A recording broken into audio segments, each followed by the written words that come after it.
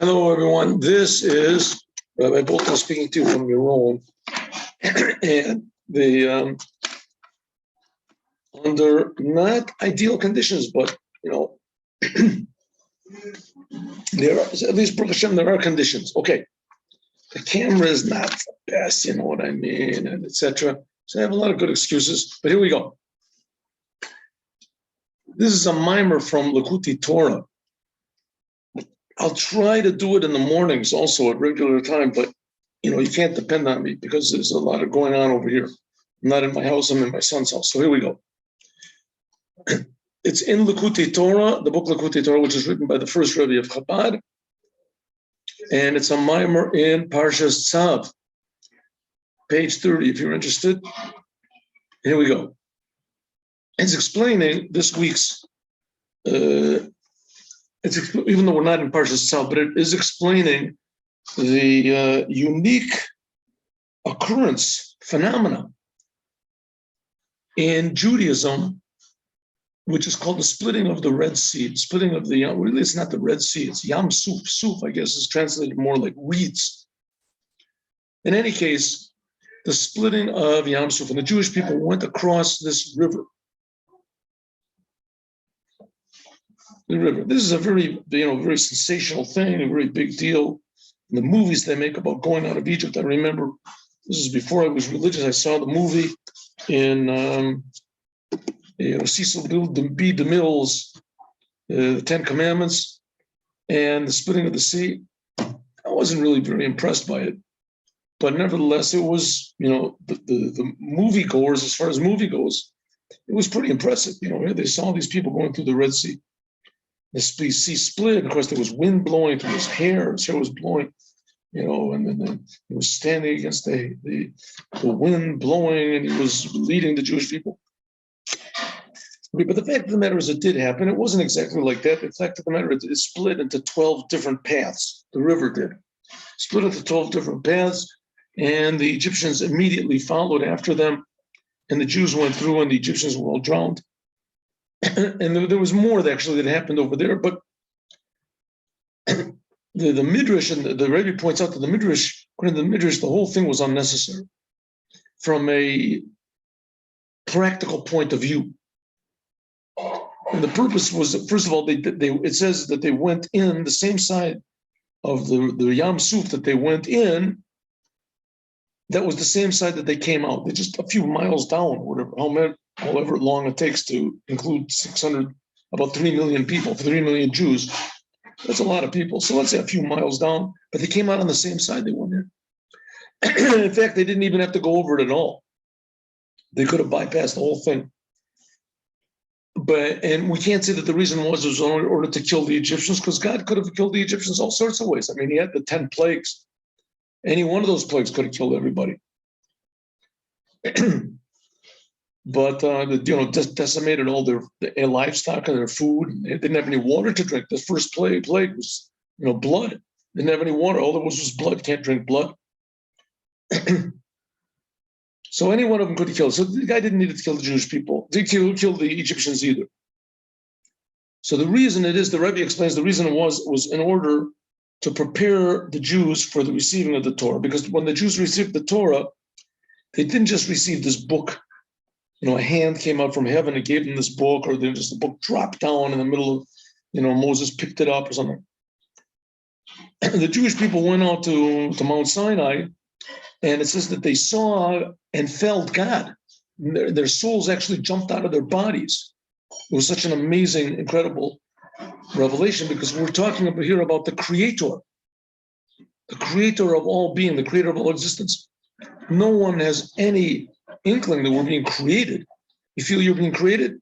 I don't feel I'm being created. It doesn't make any sense that we're being created. Right? There's no evidence whatsoever to the fact that we're being created. According to theory or logic, there's no logical reason to suppose that we're being created every moment. But in fact, we are being created every moment. And the reason that we're being created every moment, the power behind this creation comes from the Torah. And the giver of the Torah is even higher than that. And that was revealed. In the future, it says when Moshiach comes, It says there's going to be a new Torah. What does it mean, a new Torah? That will feel this godliness in the Torah.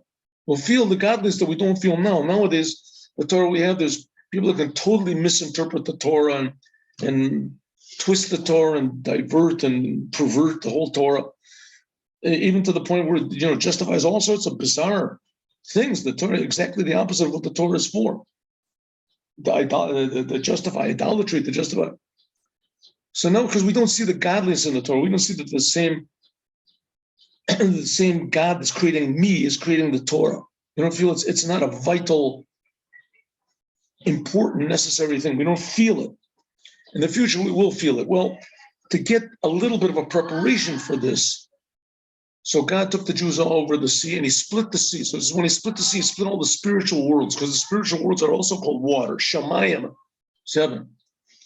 So here we go. Let's go. Let's do it. Ready? Let's go. 6 yamim tochal matzot. 6 days you should eat matzot. Let me make this thing closer over here. Press something unnecessary.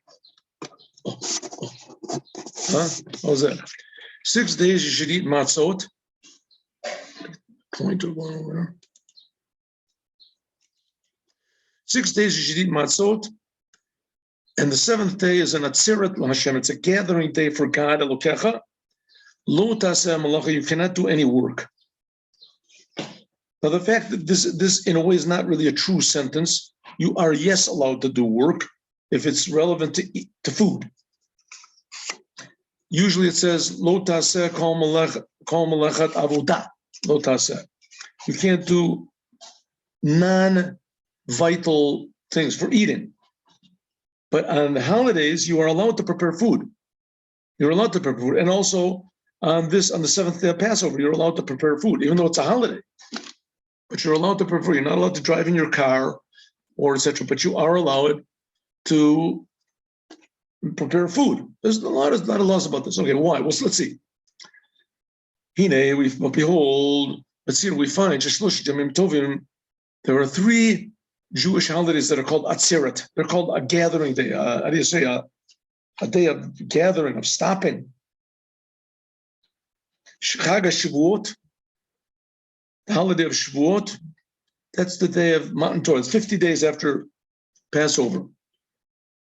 Shmini Atzeret. Shmini Atzeret, that's the last day of Sukkot. Extra day tacked on. It's called Atzeret. Shuzman Simchat Torah, that's the time of Simchat Torah. And our holiday that we have here in a few days, Shvi Shel Pesach, the 7th day of Passover. What happened on the 7th day of Passover? 7th day of Passover was the day that the Jews went over Yam Suf. But it is greater. What it says by this holiday, Shvi Shel Pesach, is greater than that, what it says about all of them. Why? Shene'amar, like it says, Bo LaHashem Elokecha. Here it says, Atzeret LaHashem Elokecha. It says it is a gathering day for God. All the other days it says, Atzeret Hi Lachem. It says it is an Atzeret for you, a gathering day for you. And here it says it is both by Shavuot and by Shmini Atzeret.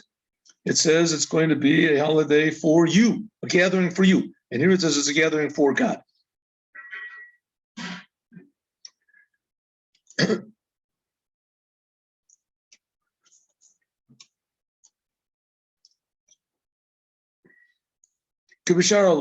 Not like on the other holidays. It says that half of the holiday you can devote to God, learning Torah, doing commandments, praying, and half of it is for you, eating meals, sitting with your family.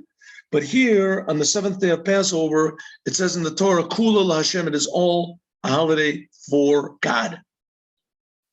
This is the day that the Yam Suf split.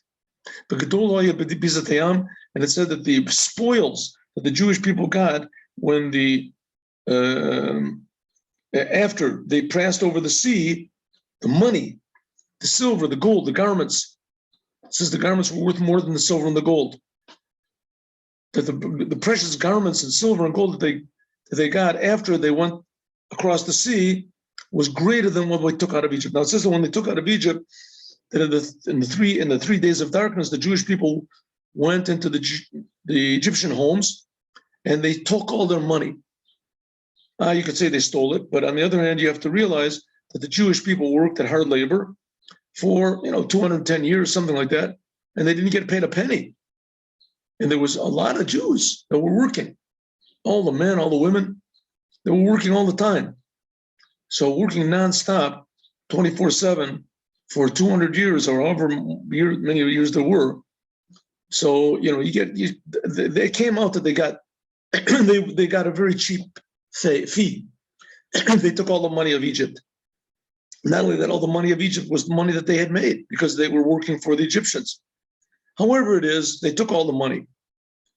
When the Jews left Egypt, so the Egyptian army pursued them.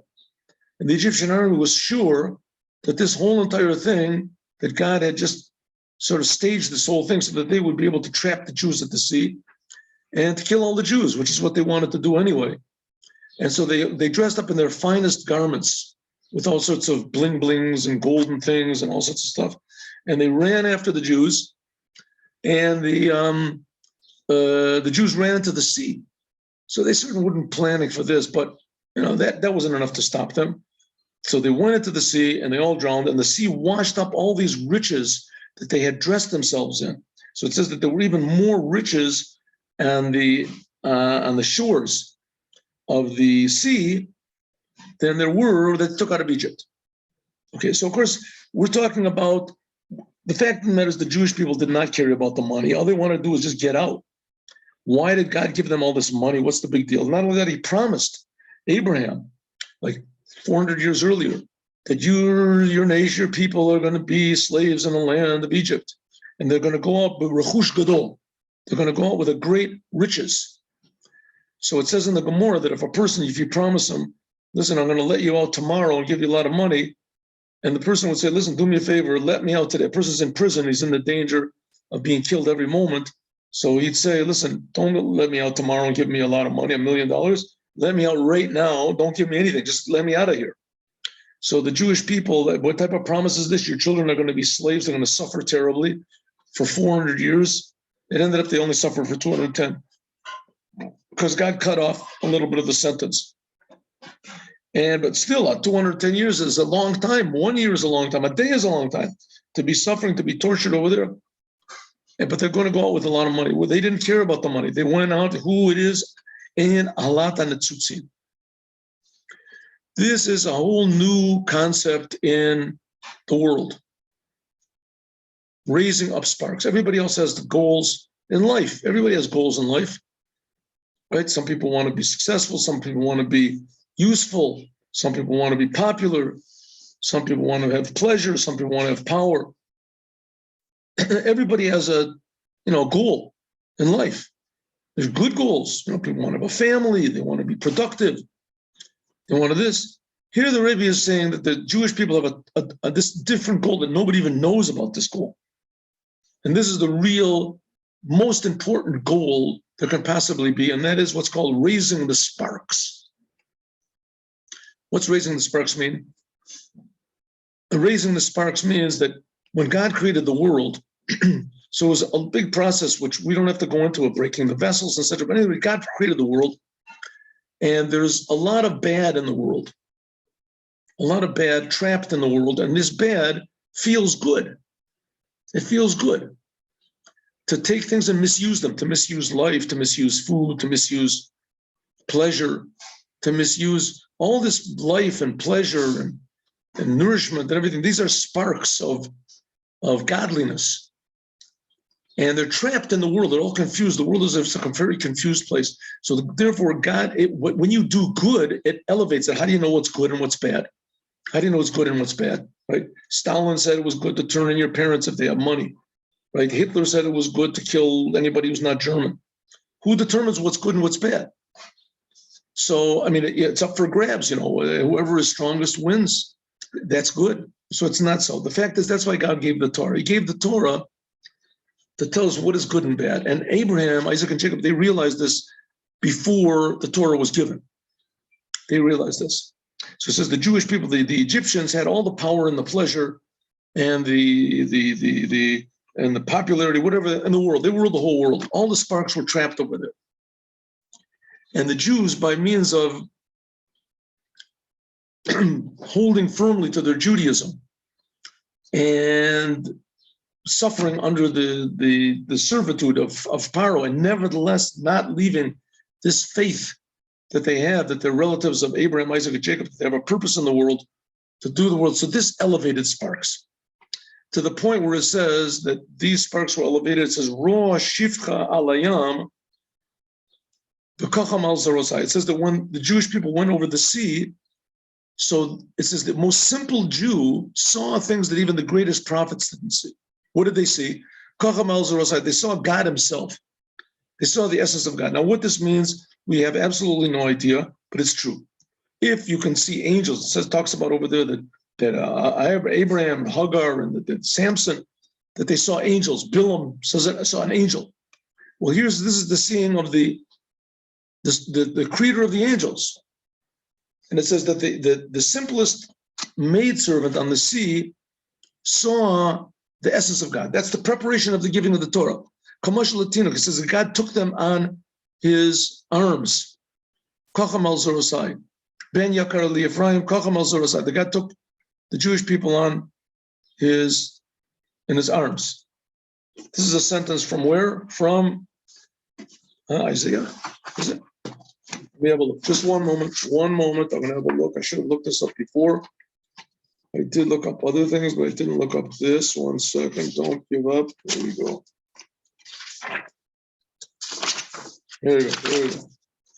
Here we go. Excuse me. There it was right. Kochem al Zorosai. Here it is.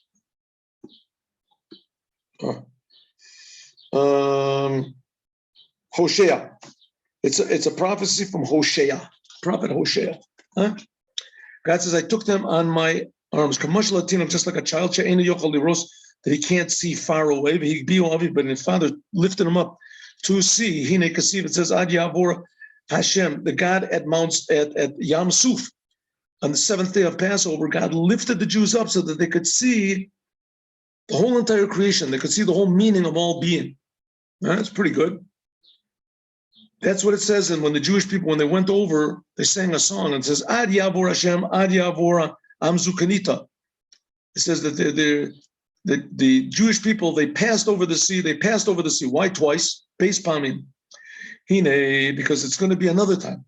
This thing of this spiritual revelation of God that was the preparation from Mount Sinai, that all the Jews saw, even the simplest Jew, most unprepared Jew, saw this amazing revelation of godliness in merit of the fact that they held on in Egypt to their Jewish identity. Well, this happened and it's going to happen again, 2 times. In the future, it says, it's a sentence in a prophecy in Isaiah. Ba'im rucho, with his power, and it will break into 7 tributaries, and we will walk on our shoes, with our shoes. Okay, what's this got to do with anything? It says not in when the Jews got out of Egypt, so God split the sea. And he split it, we're going to see, into 12 tributaries. In the future, Moshiach is going to split the river, and he's going to divide it into 7 tributaries. That's what Isaiah said. And right after the sentence, it says, like the next chapter, this is in Isaiah in chapter 11. This is chapter 12, right afterwards. It says, Batre, immediately afterwards, Odecha Hashem ki anaftabi. I am grateful to you, God, that you punished me.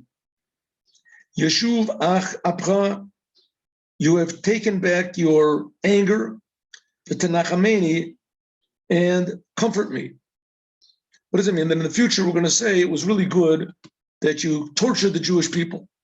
We're going to see how it was good, a good thing, the best thing possible, that all these pogroms and holocausts and expulsions and things like this, and they were all really good for us, good for the Jews. How is this? Can this possibly be? Do not ask me. I cannot possibly fathom in any way how this pain and suffering can be good. And I'm just saying what the Lubavitcher Rebbe said. He couldn't understand. There's no way of understanding this. What are you talking about? But in the future, we will understand it. We'll say, Odecha, we will give thanks to you, God.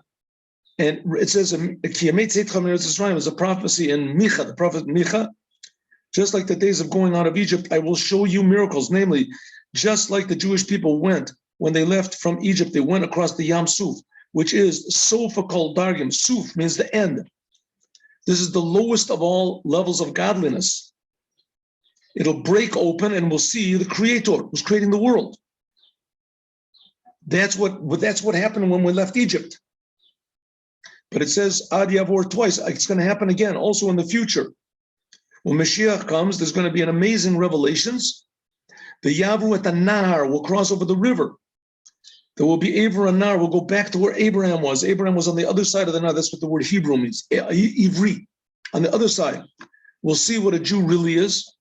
We'll see what the Torah really is. We'll see what the creation it really is. It says there's going to be a new heavens and a new earth and a new Torah. What does it mean? Not one letter of the Torah is going to change, but what will change is how we see the godliness. And like I said before, nowadays they have the Torah. There's a whole huge religion, 2.5 million people, that's based on twisting the Torah, misinterpreting it, diverting it totally from its purpose, right? It is, and in the future there won't be such a thing. People will see that the Torah is pure godliness, and you won't be able to misinterpret any. There will be no desire to. Like it says,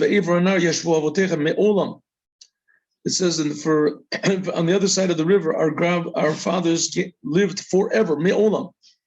What does it mean, me'olam? This is eternal. This is where Abraham revealed.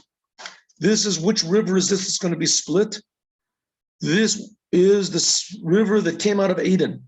Remember the beginning of the creation? It says there's the river that came out of Eden and it watered the garden. And God put man in the garden. What is this Eden? And there's Eden, and there's a river that comes out of Eden. And then there is a garden that this river waters. Eden is this level of chachma. Eden is what's called the highest aspect of godliness. In English, it's transformed as wisdom, but it's not. I guess maybe the best translation that you can find, but chachma means life. The Eza chacham, who is a wise person, haroa es anoled, who sees birth. Bechinas ria, seeing life, seeing the source of life. And this river that comes out of Eden, we said is chachman, that's the source. The river that comes out, this is the level of bina. Chachma and bina. Chachma is like, in our human personality, chachma is like faith. Bina is like understanding. Bina this is shmiya, this is hearing. Chachma is like seeing. Sometimes you see things, you don't understand what you're seeing. Hearing, it doesn't work unless you understand what you're hearing. Hearing it means nothing unless you can understand. Shmiya, that's what Shema Yisrael, we say Shema means understand. From there we learn the whole idea of Hasidut comes from Shema Yisrael. Yeah, Jews have to understand that God is one. Shmiya, understanding. Ba'avana, grasping, understanding. Bidbonen, but contemplated the greatness of God. Okay, when the sea split, Nigzar, it was split into 12 tributaries. So what are we saying? Now, when the Jews went over the Yam Suf, when they left Egypt, it says the lowest aspect of pure godliness, what was concealing God, was revealed. So we could see the God that's creating the world, creating angels, creating all these different levels. We could see the Creator. I saw the Creator. This is the simplest lady. She saw his. But in the future, it's going to be split, not just the Creator of the world, so we can see the Creator of the world. It's going to be split level of understanding. It'll be something totally above understanding. We'll see the source of the Torah. We're going to see this. Let's look. In the future, it says back then, when the Jews went over the Yam Suf, it was split into 12 different holes, 12 different channels. Laminyan, according to the number of the tribes of the Jews. Like it says, we say this in Psalms, that God split the Yam Suf into Gezerim, into divisions. He split it. B'chadei, in order, why? According to each tribe, shekol shevet v'shevet, each one b'silaso yochol yechaven chad b'fum shir alei yechon kol chad b'fum shir alei, because each and every one of the tribes was different from the other, and so each one deserved a different path through this godliness that was concealed previously. So everyone back then, they saw according to their level. But at Latit, in the future, Kativ, it says with Moshiach, he called the Zayin Nachalim, it says that will be divided into 7. This corresponds to the 7 Ruim, the 7 shepherds. Or another way of looking at it is the 3 Avos, Avram, Yitzchak, Yaakov, and the 4 mothers. So Rivka, Rachel, Leah. Hine ata, now. In other words, when the Jews went over Yam Suf, they got an introduction to God, the lowest beginning level, godliness 101. In the future, we're going to go graduating class. We're going to go through the highest, be introduced to the highest levels of godliness, what was concealed from us. The highest levels of godliness, what were concealed from us, will be revealed. What's the concealed element that conceals? That's the sea. The sea breaks open, and we can experience, feel something. When the Jews went over Yam Suf, so the sea, what was split was the lowest aspect of godliness was split, that they could see the heavens and what was creating the heavens. In the future, it says that the highest aspect of godliness will split, the highest concealment of godliness. And then we'll be able to see things even that Abraham, Isaac, and Jacob didn't see. It's on the other side of the river. Now, in the time of this Niskala Bechinas Abraham, now we don't see this level on the other side of the river. This is only like the levels that Abraham got. In the future, it says, I will see, be so shown miracles. Riyakana. Okay, let's just say, what happened when Abraham saw? What happens when a person sees this big godliness? What happened to Abraham when he saw this big godliness? He was totally willing to sacrifice himself for God all the time. A person, when he saw this level of godliness, he wants absolutely nothing for himself. He realizes how amazingly lucky we are to be alive, an amazing miracle every instant is, and how infinitely real and good God is. All he wants to do is just be given over to God. Just show me what I have to do, and I'll do it. That's what it means. Thank you, God, that you tortured me. All of the tortures and the difficulties that we're in the time of exile, we didn't have money, etc. And therefore, Yeshuv Abcha, as soon as you return back your anger, I will be comforted. By means of that we suffered this poverty and torture and difficulty for 2,000 years. And the Jewish people, when they were in Egypt, it was 210 years they suffered, and they got this revelation of the splitting of the sea. We've been suffering for 2,000 years. How much more so? We're going to see even higher revelation. That's what it is in Niska. Therefore, it will be Ever Anar. It will be split, anything that even conceals the levels that Abraham, Isaac, and Jacob felt. Because that's when it says 6 days you will eat matzah, and not 7 days. Because Hapirush Hazeh. Whatever. Oh.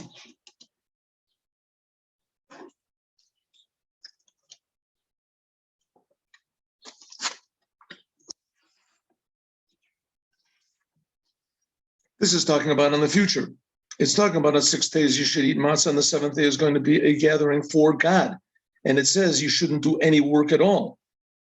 Which the fact of the matter is you can do work to cook. Why does it say no work at all? Because this is talking about the future. That the Shoma 7, that the 7th day, this is the gathering for God. This is the level of Aver HaNahar, on the other side of the river that we talked about.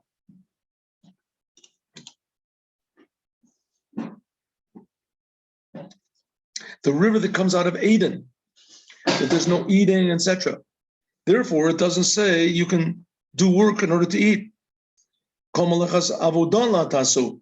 It says, it doesn't say that it says you can't do any work at all. Look, and therefore it says 6 days you should eat matzah, and the 7th day is an atzeres. Therefore, it doesn't say you should eat matzah on this day. It says 6 days eat matzah, and the 7th day, therefore it says don't do any work. It doesn't say work avodah.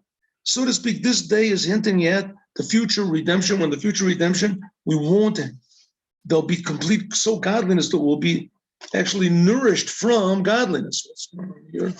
Something was falling apart there. Oh. All right. When the future, you won't have to do anything whatsoever, even ochel nefesh, because ein bo achila, there's no eating. What does it mean? In the future, all these sparks will be elevated, so we won't have to work in order to purify the world. We will have to do work. We will have obligations to Hashem, but it'll be on a completely different level. It'll be just work from love. We'll just be so desirous to repay God for all the amazing miracles He's done for us that it'll be a whole different type of responsibility that we'll feel. Even though the first day of Passover, that was revealed what's called Mochin, the Godless. There was revealed an amazing revelation of God.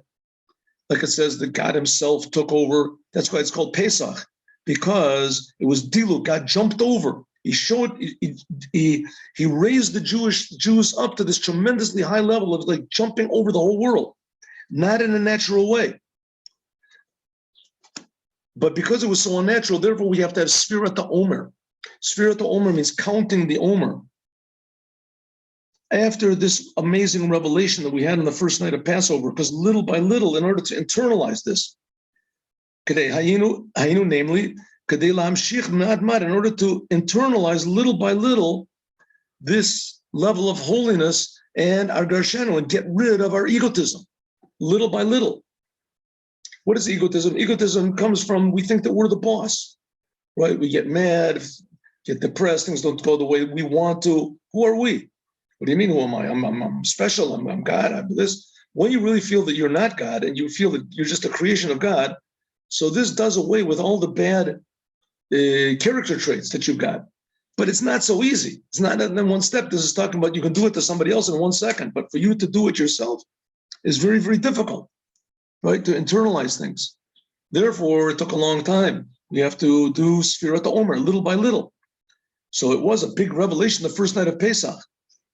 Like, for instance, somebody was given a gift to his friend that's filled with gold. So little by little, first he gets the whole thing at once. That was at Passover the first day. And after that, he counts it little by little, little by little. So that's what's happening. The first day of Passover, we got this amazing revelation of the essence of God. And little by little, this opens up. And this opens up. The 7th day of Passover is hinting at the future redemption, when it's going to be there in a permanent way of the essence of God being revealed. Then all of mankind will turn to the Creator and realize how good the Creator is. That's why the Jews got out of Egypt, to take the whole world out of all of their boundaries, limitations, difficulties, egotism, false conceptions, ignorance, they say selfishness, etc. That's what is hinted at here by going out of Egypt, and the 7th day of Passover hinting at crossing over the sea, which in the future will be tearing open the river. Even understanding will open up and understand, reveal the essence of God. Have a good day with Moshiach Now. Thank you very much for listening. Hey, maybe we can do the Yom Yom. Why not? We'll do the Yom Yom. Let's see if we can do it. Yom Chabad. Here we go. Didn't do it a few days. Today, whoever expands, whoever talks about going out of Egypt, Harizeh, this person is to be praised. That's what it says in the Haggadah in the nighttime, right? The word Zeh means holiness. Like it says, Zeh Keli, this is my God. Whoever talks a lot about going out of Egypt, and so therefore, the holiness which is inside of him is enriched.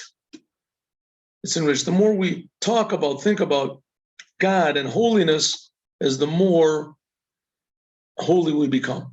Have a good day with Moshiach Now. God willing, tomorrow we'll also have a class. I don't think it's going to be at 8:15 in the morning, but I can try. Everything is all confused over. You also eat matzah and wine. You get tired in the middle of the day. You go to sleep. At nighttime, you go to sleep. And people are coming over. I'm by my son's house. So people come over and you have to talk and you have to sit with them and we learn, etc.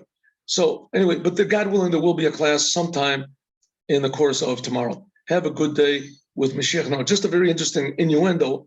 Right before Passover, I made a 3-minute video about Passover and the Mashiach on Passover. And of course, I didn't look at my cellular phone or whatever the whole Passover. After Passover, 24 hours later, I opened it up and there was 4,000 people that watched this thing. 4,000 people. A lot of them were not Jewish, and a lot of them, he said, no, the Messiah has already come, and et cetera, et cetera. But it's interesting that there are people that are interested about Mashiach, and they're interested about God, and they're interested about the Torah, and they say the Torah is the source of all truth. And even though they got the whole thing completely wrong, but nevertheless, that aspect of it that they got right.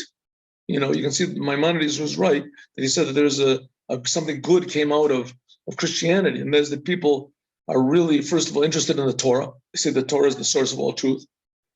And they're interested in Mashiach, and they believe there will be such a thing. The world will, and that Mashiach comes, God will be revealed.